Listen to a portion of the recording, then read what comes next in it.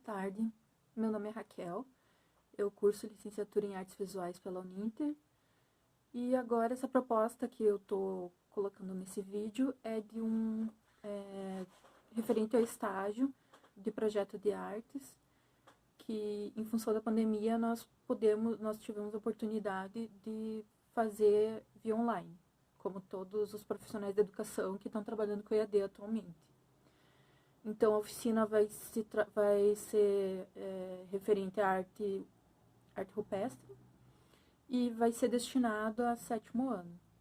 Esse projeto de arte seria trabalhado em sala de aula e em horário contraturno. Então, no decorrer do vídeo, eu vou filmar diretamente o notebook para a gente analisar as imagens e passar todas as informações relacionadas a essa proposta. No final, vou falar de uma atividade prática que seria aplicada. Agradeço a atenção de todos. Sobre a arte rupestre.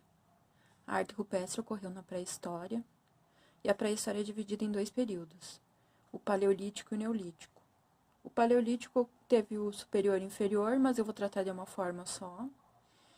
E em relação à data, tem autores que colocam datas diferentes, mas é uma data aproximada, porque ocorreu há tantos anos atrás que é difícil de ser preciso. Os arqueólogos fazem estudos a partir do que encontram de material, mas é feita uma estimativa, uma aproximação. O Paleolítico ocorreu há cerca de 500 mil anos antes de Cristo, e o termo paleo significa primitivo. E lítico vem do termo litos, que é pedra. Então, é considerado o período da pedra lascada. O Neolítico ocorreu por volta de 10 mil anos antes de Cristo. Neo significa novo, litos, pedra. Foi o período da pedra polida, porque existe uma evolução do Paleolítico até o Neolítico. O homem pré-histórico do período Paleolítico, ele era nômade. Ele vivia em grutas, cavernas, e ele estava sempre buscando condições melhores de vida, de alimentação, de clima, procurando uma moradia temporária, né? E a alimentação dele, a base era a caça e a pesca, ele era um caçador. As pinturas rupestres eram feitas em rochedos, na parte interna de cavernas. As primeiras expressões de arte foram as mãos em negativo, que o homem ele buscava o pigmento a partir do que existia na natureza, a paleta cromática que ele via, ele fazia o pigmento, esse pó ele assoprava e a mão dele que estava na parte da pedra, cobrindo a pedra, deixava essa parte sem ter o pigmento cobrindo ela. Então, essa parte ficava sem o pigmento e a parte de fora ficava colorida. Era muito negativo. Os materiais que ele usava. Tudo, né? Sangue de animal, vegetal, rocha, osso carbonizado, óxido mineral, carvão. Isso era macerado, virava pó. A rocha tinha que ser desgastada para virar um pó. Esse pó precisava de um espessante, alguma coisa para dar uma liga. Então, a gordura animal era usada para essa finalidade. O animal que era caçado, ele era usado inteiramente, né? A pele era usada para aquecer o homem. A carne era usada para alimentação, a gordura também. Mas, então, a gordura existia essa finalidade também. Como instrumento, ele usava como todo mundo acaba usando no início, quando é criança. Usa a mão, é uma coisa instintiva, né? Usar o dedo como pincel. Mas aí ele começa a construir umas ferramentas, com tudo que existia de material ao redor. Então, ele fazia pincel de pena, de pelo. Essa gruta de Altamira, na Espanha, é dentro do Levante espanhol. Foi descoberta em 1879. Ali tem ilustrações de animais de caça de grande porte, como o bisonte. Essa pintura do bisonte é bem conhecida, que é nessa gruta que eu mostrei anteriormente, é um recorte. Nessa época, no Paleolítico, o naturalismo era uma característica forte. O homem reproduzia, da mesma forma que ele via na natureza, ele reproduzia os animais. A partir da observação, ele procurava fazer o mais real possível, como se fosse o próprio animal nessa pintura. Ali existe um comparativo do bisonte real e a representação, aqui no tamanho maior. Aqui é uma representação de como as imagens eram gravadas. O homem era considerado um escultor antes de ser um pintor, porque ele entalhava, ele fazia sulcos no contorno desse desenho e ele preenchia, ele não simplesmente passava um pincel e fazia um contorno. Ele entalhava e ia fazendo sulcos.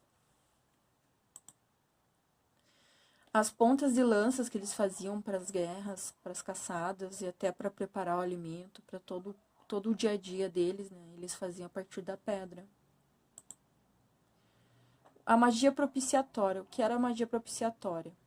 Propiciar quer dizer proporcionar as condições para a realização de algo. Assegurar, permitir. Magia propiciatória, então os caçadores, eles representavam graficamente tudo o que eles gostariam de ter, os animais que eles gostariam de caçar. Eles faziam a imagem que gostariam de ter, uma suposição do poder sobre o animal desde que possuísse a imagem. Essa é a gruta de Las Cautes, na França, em 1940. Ela foi descoberta por adolescentes. Nessa imagem, aqui é um recorte, a gente pode ver que existe uma sobreposição de animais. Um grupo fez um desenho e o outro grupo que foi nessa mesma gruta fez um desenho em cima. Porque esse grupo acreditava que, seguindo essa teoria de que a representação faria com que os homens conseguissem caçar esses animais, a pessoa olhou ali, deu certo, já foi desenhado ali, então eu vou desenhar no mesmo lugar. Então, fez um desenho por cima. Por isso.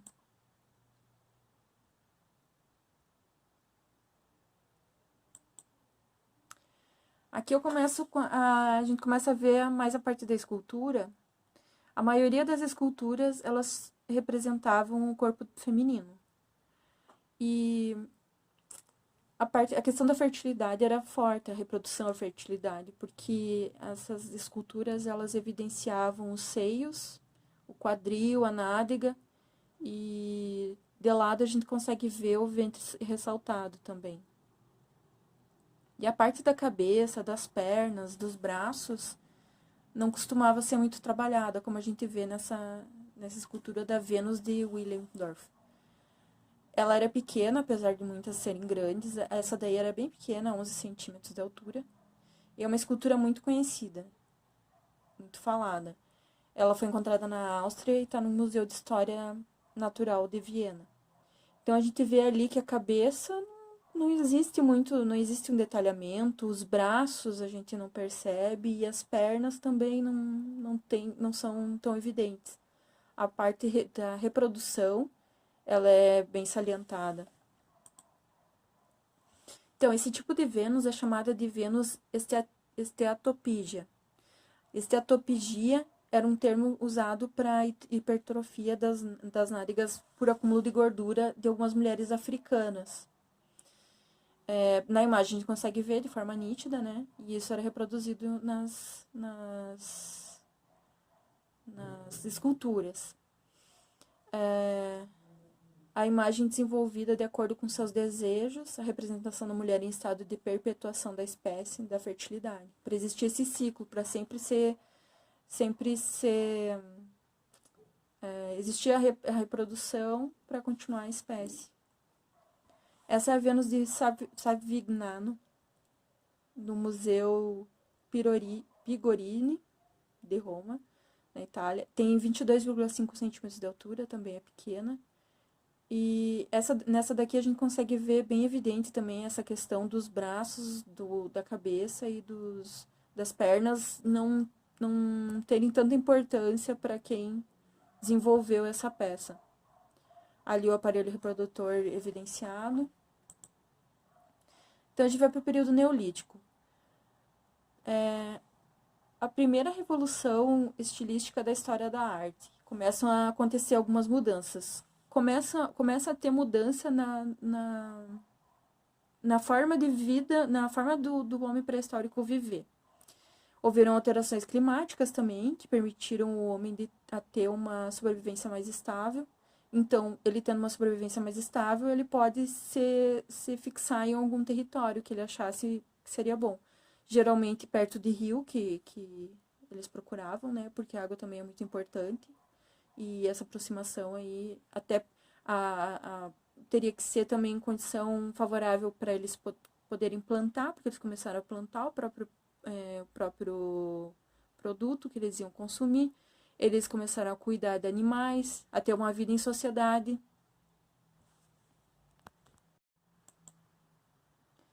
Nessa imagem a gente vê o homem ali cuidando dos animais, cada um responsável por um afazer e vivendo em comunidade, em sociedade, né? Nesse momento em que os animais já estão domesticados, já não existia necessidade de pintar essa representação, como anteriormente, como com bisonte, com essa representação do que eles gostariam de ter, de caçar, né? A pintura rupestre, essa é encontrada em Tassili, na região do Saara. A gente já vê aí que tem uma representação de um grupo todo, não é só a representação do animal. Tem pessoas, de repente, dançando, tem mais pessoas ali fazendo algumas atividades e fazendo parte dessa pintura. Olha, ali circulado não, marcado, talvez manifestações de canto e dança. Ali, ó, os homens são representados sem realismo, diferente dos animais que eram representados de forma realista, que são representados de forma realista. O homem é feito como se fosse aquele desenho de palitinho. Ali, ó, mostra a vida em sociedade, as pessoas sentadas ali na parte esquerda. Em cima dessas pessoas que estão sentadas, tem umas pessoas menores, umas crianças. Ali na direita parece que um homem está plantando. As guerras por território. Como agora eles começaram a se fixar em algum determinado território, de repente eu vejo, nossa, tem um povoado ali, um lugar legal perto do rio, que tem uma predisposição ao plantio, tudo dá certo. E aí começa a acontecer guerra por território, né? Povos invadindo territórios povoados por outros grupos. E essa imagem remete à guerra, né? A gente já vê. E o homem usa chifres de touro. Então, parece que ele quer ter o poder do touro. Ele coloca esse chifre como se ele tivesse a mesma bravura do touro, a mesma força. Ali a representação de um homem que estaria caçando, com uma pele, a pele do próprio animal, que ele usava para aquecer o corpo. A moradia, eles começam a construir as moradias, né? Hoje, dessas aí que a gente vai falar agora, não tem nenhuma porque eram todas bem frágeis, né? Elas eram feitas de folhas, de madeira, de pele, de materiais orgânicos que com o tempo, com o clima, ele acabou se perdendo, né? Então, eles passaram a buscar por arquitetura definitiva. Uma delas é os nuragues, que são construções cônicas, no formato de cone, né? Feitas de pedras. Essas pedras eram somente encaixadas, e até hoje tem muitas aí. Elas deviam ter sido encaixadas de uma forma que ele visse que ia ficar mesmo resistente, porque não tinha nenhuma liga como hoje do cimento, alguma coisa que colasse uma pedra na outra, elas só são encaixadas. Ali até hoje ela tá na Itália, na Sardenha. Megálitos são pedras grandes. Mega é grande, litos que a gente viu antes é pedra. Então, dentro disso tem o menhir, que são pedras grandes fincadas no solo, né? E o dolmen, que são dois menhir e uma pedra em cima, na horizontal. Parece uma mesa. Então, para que serviam essas pedras? Não se sabe ao certo, né? Mas uma possibilidade seria dela ser usada para ritual, tanto de sacrifício, de homenagem, de repente para enterrar alguém, algum tipo de ritual. Uma bem conhecida Stonehenge um conjunto de menires e dólmens distribuídos de forma circular. Eles estão distribuídos ali de forma de um jeito que formam um círculo. E eles tinham no máximo 5 metros.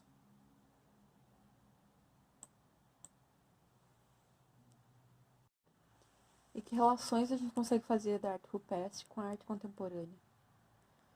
A gente pode relacionar, por exemplo, com a arte urbana, né?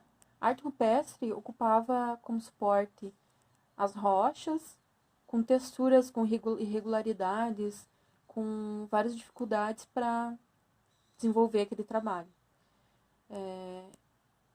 O homem pré-histórico ele procurava fazer um trabalho bem realista, com as possibilidades dele, né? Ele procurava se aproximar das proporções da imagem real daqueles animais, por exemplo. Mas ele fazia nas cavernas, nas rochas, eles ocupavam uma espécie de parede, ocupavam fazendo grandes proporções, né? E a arte urbana também se apropria de espaços em que ela possa interferir. E o que acontece? A gente percebe o uso do espaço como suporte, interferindo e ressignificando eles, com narrativas que identificam a cultura do povo que a produziu. Na arte rupestre, na época do Neolítico ali, os homens eles já começam a desenvolver umas narrativas ali, eles já começam a colocar o povo, cada um fazendo suas atividades. A gente já consegue identificar a cultura deles, o que eles faziam. Mesmo antes no Paleolítico, as caçadas, né, os animais representados, os animais que seriam alvo da caça. E a gente consegue identificar também a cultura, a questão política, social, no grafite, por exemplo, nas cidades, né? Olha, aqui o que acontece? Aqui eles interferem no espaço, ocupam ali a parte da árvore, fazendo referência ao Black Power. Já entra a questão do afro, as cores, o turbante. E desenvolve a figura dando essa continuação ali na árvore, né? Interferindo no espaço urbano. Aqui também tem uma interferência, ocupa um poste de luz como se fosse esses senhores segurando algum instrumento de iluminação. Nesse trabalho do Zezão, ele faz em espaços subterrâneos, né? Faz no esgoto. Esse do mesmo artista, do Zezão, grafiteiro. Esse trabalho de grafite dos Gêmeos. Então, eles estão ocupando espaço e estão interferindo de alguma forma, estão passando alguma mensagem. E pode ser engraçada, pode ter vínculo histórico, social, político.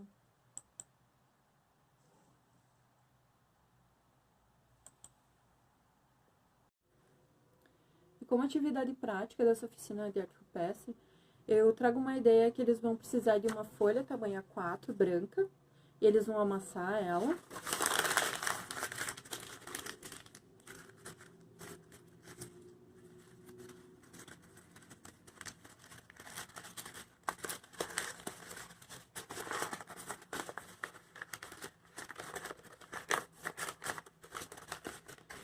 Amassando ela, eles vão abrir e vão perceber que existem várias texturas, várias irregularidades nela, que vai remeter eles a essa época da pré-história, essa questão de trabalhar no suporte irregular. Isso que eu gostaria com essa atividade. Como material, eles podem usar qualquer tipo de lápis de escrever, o lápis 6B, 8B, se quiserem também, lápis de cor. E aí que eles vão desenvolver narrativas do cotidiano deles, alguma história que tenha a ver com o cotidiano deles. Cada um vai fazer o seu, à medida que eles trabalharem em cima, eles vão perceber que quando a gente tenta fazer uma linha de uma forma que imagina, como a gente faz em um suporte liso, ele não vai se comportar da mesma forma, sendo todo texturizado, tendo uma textura toda irregular. Isso pode ser positivo para a criança, porque eles podem usar isso de uma forma positiva para agregar na composição deles, para fazer um tratamento de uma forma diferenciada, que eles não estão acostumados a fazer. ou podem até ter uma certa irritação de não conseguir desenhar da forma que gostariam. Mas essa questão de a gente se adaptar ao que a gente encontra no espaço, isso remete até à arte urbana, com que foi relacionado ali a arte rupestre. Então, a gente tem que achar alternativas de criar técnicas, desenvolver técnicas a partir da prática. Então, cada um vai fazer o seu desenho. Quando todos fizerem, a proposta é de que se colhe na sala, todos completando como se fosse um painel, dando uma ideia de uma parede, uma caverna, né? E então vai dialogar uma narrativa com a outra, a gente vai perceber se existe uma relação desse desenho com o colega que está do lado, cada um vai falar seu parecer, o que achou da atividade, as dificuldades, a ideia com que teve o desenho, e dessa forma vai se dar a avaliação, com a conversa de cada um sobre o que achou da parte teórica, a relação que consegue fazer com o desenho, com a parte prática, com o que isso agregou, no que isso agregou a eles, porque de certa forma essa atividade, ela, de repente eles já tenham trabalhado antes, é uma atividade de uma oficina para se trabalhar no contraturno, de um assunto que já seria trabalhado em sala de aula, já faz parte do currículo, e pode ser trabalhado de forma assim a trazer coisas novas ou reforçar, né, o que já foi dito em sala de aula. Mas sempre existe, cada professor traz alguma, mesmo que a história tenha a sua cronologia e cada período tem as suas características, cada professor vai trazer uma informação a mais, trabalhos diferentes, alguma coisa de novo para esse aluno. Então, eu espero que ajude alguém essa ideia, que comentem o que acharam e se deve ser melhorado de alguma forma. Muito obrigada.